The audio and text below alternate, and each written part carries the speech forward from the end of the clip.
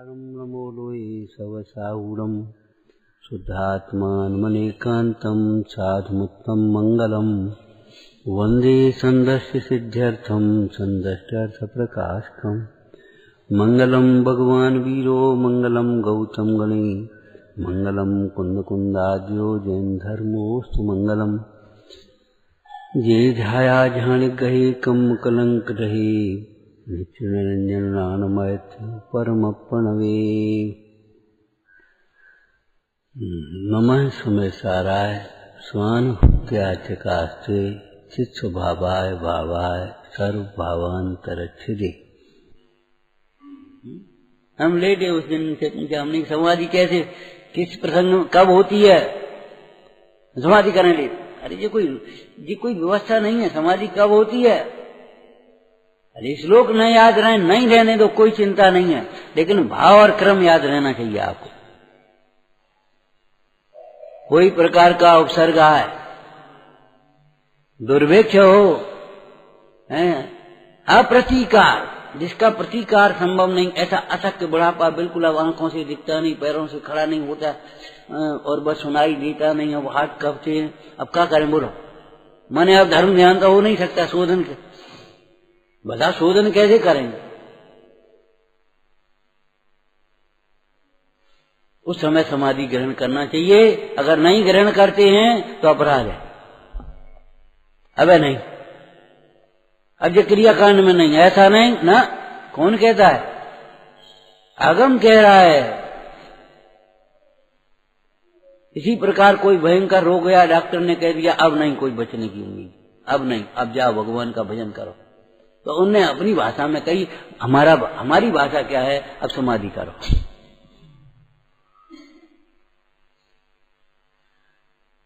क्यों का उत्तर बताइए आगे क्रम में। खूब कैसेटें बनाई और खूब विदेश भेजी लेकिन आप तो अपने क्रम में कम से कम उत्तर दो। क्यों सर्वज्ञ देव ने समस्त तपस्चरण का फल समाधि का ही है। जीवन भर व्रत और तप जो तुमने धारण किए हैं उनका अंतिम फल है अब समाधि अंतः क्रिया करना। क्या है कब धारण करना चाहिए दूसरे में क्यों धारण करना चाहिए तीसरा कैसे धारण करना चाहिए कैसे बोलो बोल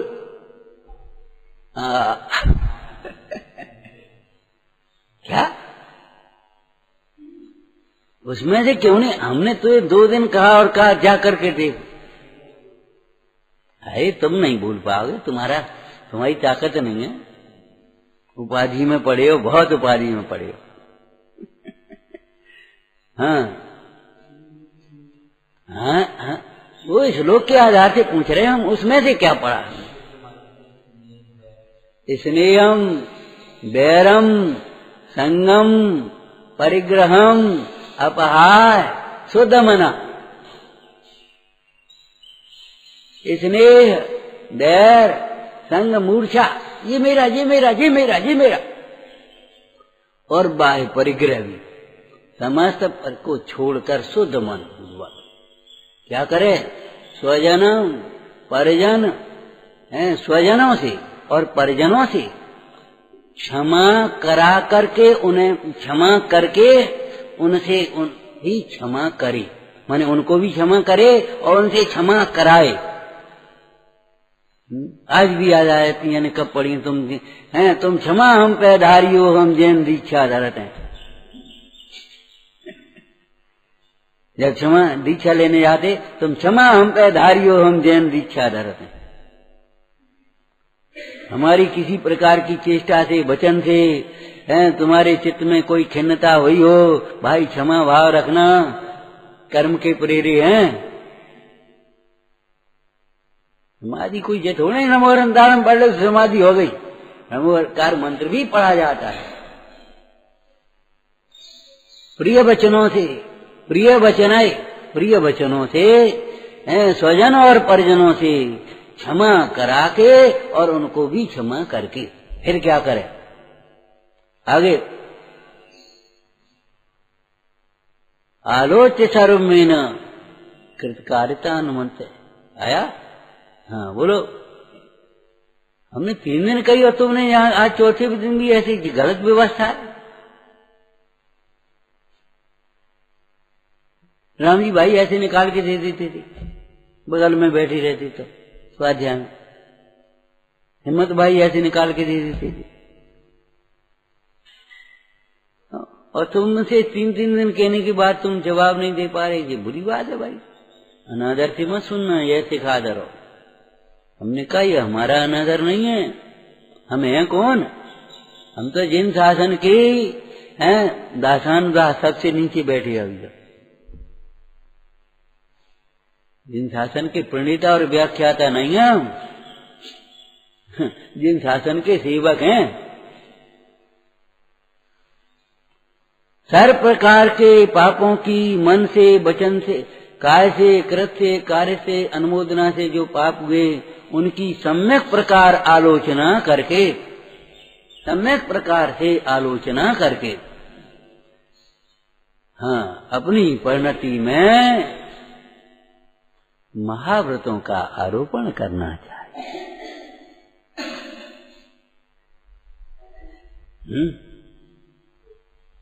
फिर आगे क्या लिखा? आगे के श्लोक में ऐसे स्वाध्याय चाहिए, हमको नहीं रटाई पढ़ाई चाहिए। अभिमान हो जाए उससे, कुछ नहीं, अभिमान आ जाता है, हमको जानते हैं। बाद बाकी काम की बात क्या है? रोटी कैसे बनाई आती है तो हमको ऐसे क्रम में आना चाहिए। पहले कितनी बनानी है, कितने लोगों की भोजन बनना है, क्या बनना है, ये ख्याल में आना चाहिए। और फिर उस प्रकार की समस्त सामग्री है कि इसमें आटा लगेगा, इसमें चक्का बेलन चाहिए, इसमें थाली चाहिए, इसमें ढांकने की चाहिए, इसमें पतीली चाहिए, इसमें भगोनी चाहिए, इसमें कटोरी चाहिए। ये नहीं एक एक उठा जाके, हमारे चौके की व्यवस्थाएं नहीं है। वहीं अलमारी बना ली, एक एक डिब्बा में से एक एक निकालते गए, सबरे सकरे और झूठे हाथ लगाते गए। ये हमारे चौके की व्यवस्था नहीं है। हमारे चौके माने जैन धर्म की, श्रावकों के चौके की व्यवस्था नहीं है। निकाल करके सब रख दिया और बैठ गए, अब बैठे। अब इसके बाद क्या करना, इसके बाद क्या करना, करेंगे तो बाद में, लेकिन नक्शा हमारे ज्ञान में पूरा है। सम्यक दर्शन माने सम्यक दर्शन से लेकर मोक्ष तक का मार्ग उसके ज्ञान में आ गया, ऐसे ऐसे दिख रहा है। इसके बाद ये होगा, इसके बाद ये दशा आएगी, इसके बाद ये परिणाम आएंगे, इसके बाद ये होगा। और एक भावों की अलग बात है कि अब कर्म का उदय आएगा तो उपसर्ग होंगे, लेकिन उपसर्ग होंगे तो उसके ज्ञान में ये बात है कि उपसर्ग होंगे तो हम इस प्रकार से चिंतन करेंगे। वो कौन सा बादशाह हुआ है, वैसे तो बहुत विचित्र, कठोर, क्रूर, बम पटकने वाला, लेकिन उसकी प्लानिंग कैसे चलती थी। रात को सो रहा, वो सेनापति आया, सर वो वहां सेना, उन्होंने कहा फलाने नंबर का नक्शा निकालो, पुल तोड़ दो। नक्शा रखा है वहां से, अगर इस समय आए तो ये किया जाए। देखी जाएगी, अरे देखी नहीं आएगी, कुमरण हो जाएगा। देखी जाएगी, बर्बाद हो जाओगे। चोर घुसेगा तो देखी जाएगी, अरे चोर घुसे लूट ले जाएगा, फिर का देखी जाएगी। विषय चोर घुसाएंगे अगर तुम्हारे जीवन में नियम संयम नहीं होगा तो देखी जाएगी, देखी का जाएगी, घुसे ही आएंगे। तो फिर शोक को, हाय अब क्या करें, अब छूट रहो सब। जैसे वो मिथ्या दृष्टि देव होते ना, 6 महीना आयुष रह गई, तन की माला मुरझा गई, तब नाना विध करत बिलाप। क्या बिलाप? हाय भोग छूटे हैं ये आप, अब ये स्वर्ग छूटेंगे, अब ये देवांगना छूटेंगी, अब ये कल्प छूटेंगे, अब कहाँ जाएंगे? ओ भैया माता के गर्भ में, ओ वहां मेरी कोठरी में भैया, फिर क्या होएगो, अरे रे तासे तुझे पेड़ तो अच्छे, और जाकर के एक इंद्री की आयु बांध देता, सब नहीं क्या अच्छे। अरे ये तो जैन दर्शन की बात है। हरे भरे पेड़, हरे भरे खेत, अरे क्या बढ़िया बगीचा है, क्या बढ़िया खेत है, ऐसी भावना भी मत करना कभी।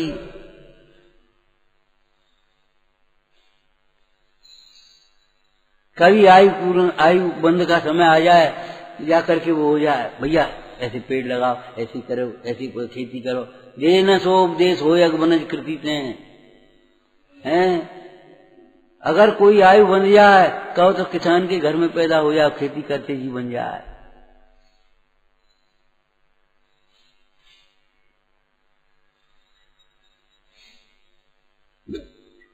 पर हर समय नहीं, हर एक को नहीं होता बंद, लेकिन अगर मान लो उस समय कोई बंद का समय आ जाए और बन जाए, तो जाकर के कहाँ पैदा हो जाओगे। अंतर में सदैव भयभीत रहना पाप से, पाप भीरु। इसलिए हमने लिखा है कि भेद ज्ञान सदैव, काम सब समय पर, लेकिन भेद ज्ञान तो हर समय रखना। किसके लिए क्या कर रहे, किस शरीर के लिए तुम कर रहे हो। हिरनी के पीछे शिकारी भगा, उसने तीर मार दिया, रक्त टपकता गया, खून टपकता गया, और वो झाड़ी में जाकर के घुस गई। पहुंच गया शिकारी भी ढूंढते ढूंढते, शिकारी से कहा, लेखक कहते हैं, कवि कहते हैं, हिरनी क्या कहेगी, हे शिकारी तू मुझे मार दे, हम ये कुछ नहीं कहेंगे, लेकिन ये बता हमारा पता तुझे किसने बताया कि झाड़ी में छिपे। हमारे शरीर से निकले हुए रक्त टपकता गया, जब अपना खून ही अपनो नहीं है। कौन के लिए तू हिंसा कर रहा है, पाप कर रहा है। जिस शरीर की रक्षा के लिए हम ऐसे भगते फिरे और छिपते फिरे, वो शरीर के रक्त नहीं उसका पता दिया। किसके लिए,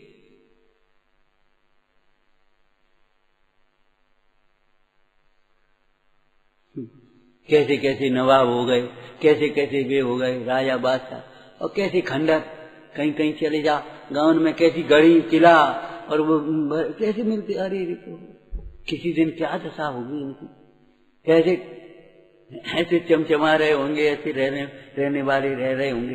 कहाँ गए, कहाँ गए।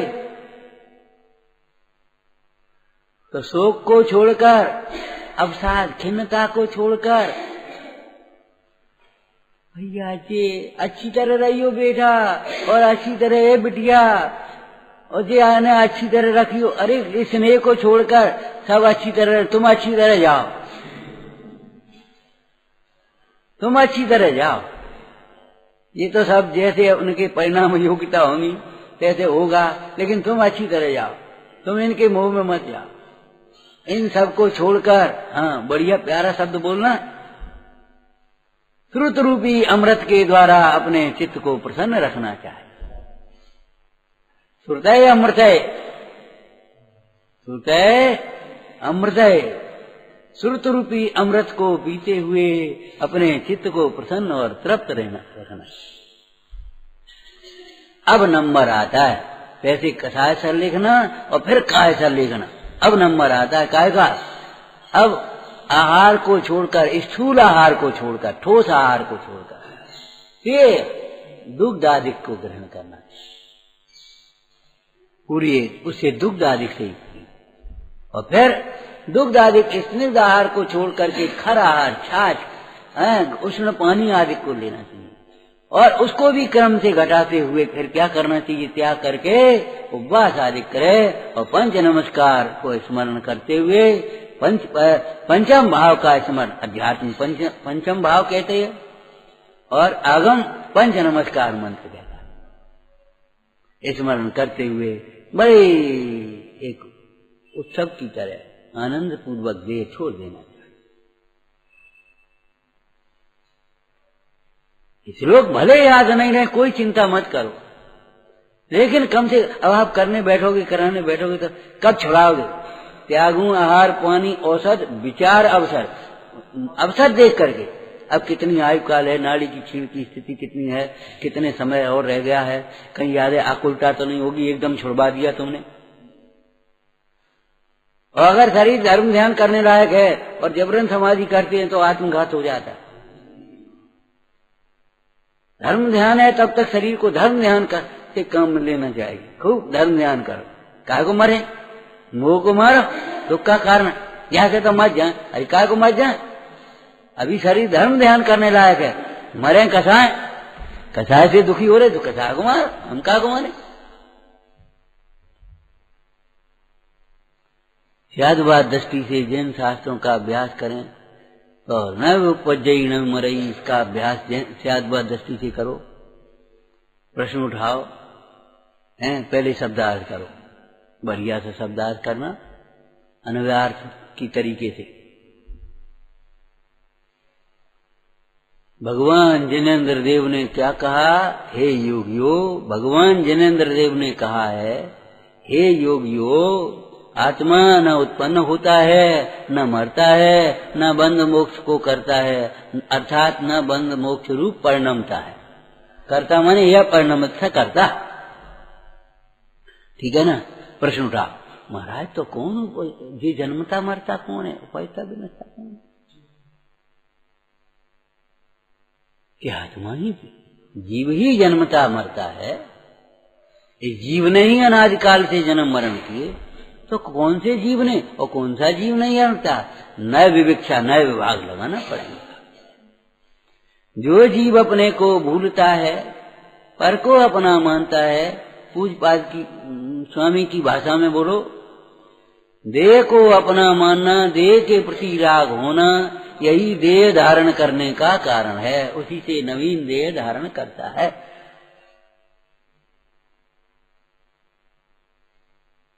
कि जो अपने को भूलता, आखिर वो है कौन? वो भी तो जीव ही है। तो कौन सा? अशोधन ऐसे, शोधन ऐसे देखा जाए तो भाव से देखा जाए तो जन्मता मरता नहीं है। और हमें भी जन्म मरण करना इष्ट नहीं है, क्योंकि जन्म मरण दुख रूप है।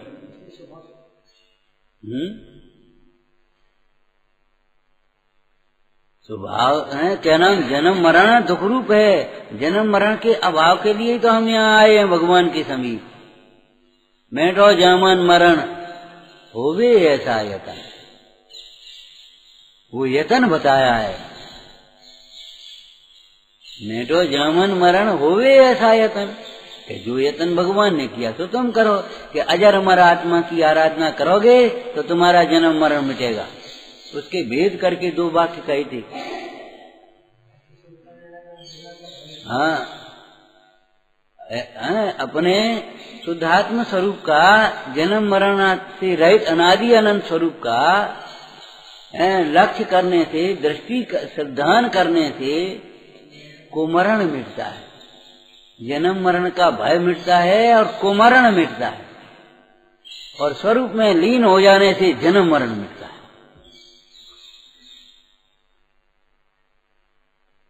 जन्म मरण से डरोगे तो भी मरोगे, निर्भय रहोगे तो मर करके भी नहीं मरोगे। अगर निर्भय होगे तो मर करके भी अमर हो जाओगे। और अगर भयभीत रहोगे मरण से तो भैया बिना मौत मरे। लोक में कहा भैया वो बिना मौत मरेगा, बिना मौत। वो बीच में आएगा, वो भत में ही मरेगा। बात है, कोई बात नहीं थी।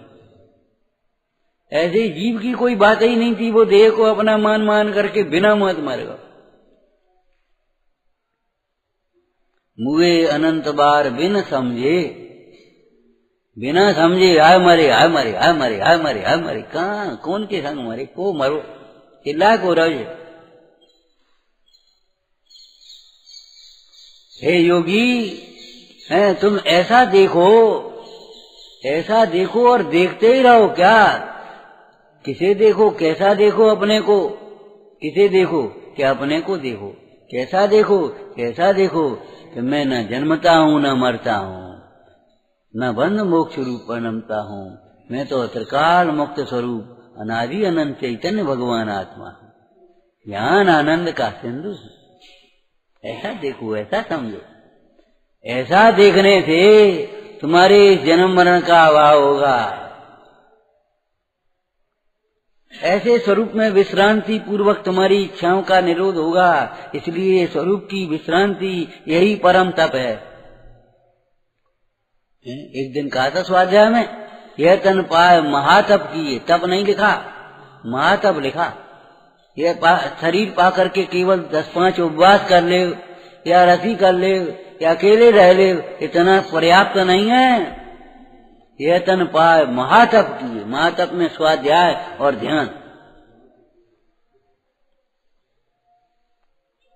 और ध्यान स्वाध्याय में विघ्न आता है, निद्रा के कारण, प्रमाद के कारण, विषय कषायों के कारण। उनको जीतने के लिए उपवास, ऊनोदर, रस परित्याग और नियम उत्तर गुण है। ये नियम मूल गुण है जो हमारे सामने आता है बहुत प्रसन्नता से, संतोष से। ये और लाभ ये कभी मन में नहीं आना चाहिए। मांगने की बात तो बहुत दूर है। ये और मिल जाए, ये आज नहीं मिला, ये ना जब उदय होगा तब मिलेगा। मांगने से भी नहीं मिलेगा, ध्यान रखना। व्यवहार से भी मांगे मिले न भीख। मांगने से नहीं मिलेगा। तुम कह दीजिए और दे दियो, नहीं हमें नहीं देंगे। अब वो है नहीं। आज हमें कम से कम 40 वर्ष पहले की याद है एक घटना। यानी क्या हुआ, तो हमें मलाई चाहिए दवाई के, तो हम गए, तो एक घर में वहां गए, हमने मलाई चाहिए, चाची मलाई चाहने है बेटा, है नहीं। अब हाल तो हमने फेर के मठा कर लो, घी निकालो। दूसरे ये नहीं है, अभिप्राय नहीं है। 3 बार 3 जगह मांगा, 3 जगह नहीं मिली। हमें याद आया,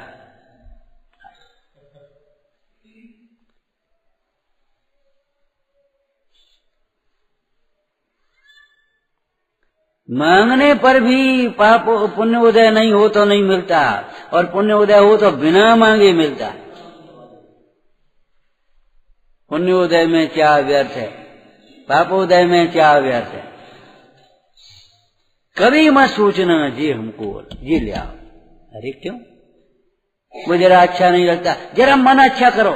वो आत्मन तूने पशु बन करके कितनी बार भूसा खाया है।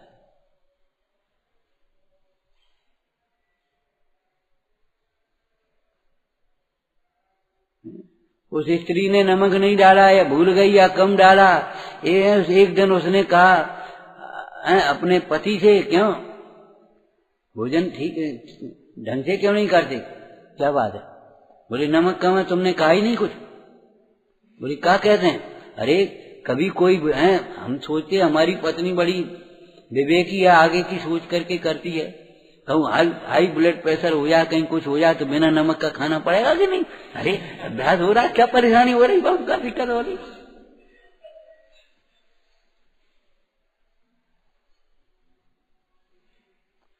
मतलब अपने को मन को चाहे कैसे समझा ले, निश्चय से व्यवहार से चाहे कैसे समझा, और वहां प्रसन्न हो जा तुरंत। ठीक है, कोई बात नहीं। कितना खाया उस समय आत्मा को अरस अरस देखो। आपको कहा था ना, अरस स्वभावी ध्यान धरो, रसना इंद्रिय विजय करो। स्पर्शी का ध्यान धरो, स्पर्शन का विजय करो। है अगंध स्वभावी ध्यान धरो, घ्राणेन्द्रिय को विजय करो। है सहज अरूपी सदा अरूपी ध्यान धरो, चक्षेन्द्रिय को विजय करो। चक्षेन्द्रिय पर विजय करने के अंतरंग उपाय है। अच्छा नहीं लगता, अच्छा लगता है, ये तुम्हारी तो कल्पना है, कल्पना ही तो है। अच्छा क्या, दूसरे को बहुत अच्छा लग रहा है, वो अपने आराम से खा रहा, और तुम्हें अच्छा नहीं लग रहा, इसका मतलब तुम्हारी एक कल्पना उठ गई कुछ। सरस अन्न में हर्ष न रजकण। सरस हो तो हर्ष की बात नहीं है, और नीरस हो तो विषाद की बात नहीं है। अवक्ष हो तो त्याग देने की बात है, भक्ष को ग्रहण कर लेने की बात।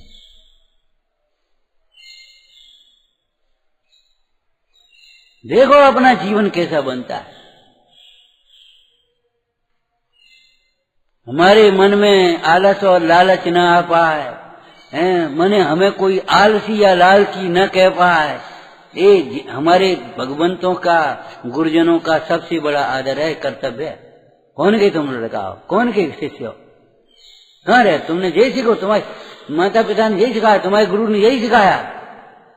अरे रे धिक्कार हो गया।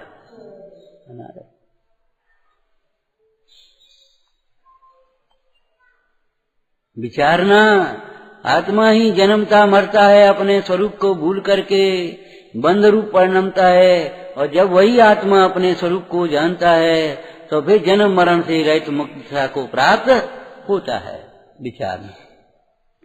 सजानंदी शोध स्वरूप अविनाशी में आत्म स्वरूप, सजानंदी शोध स्वरूप अविनाशी में आत्म स्वरूप, सजानंदी शोध स्वरूप अविनाशी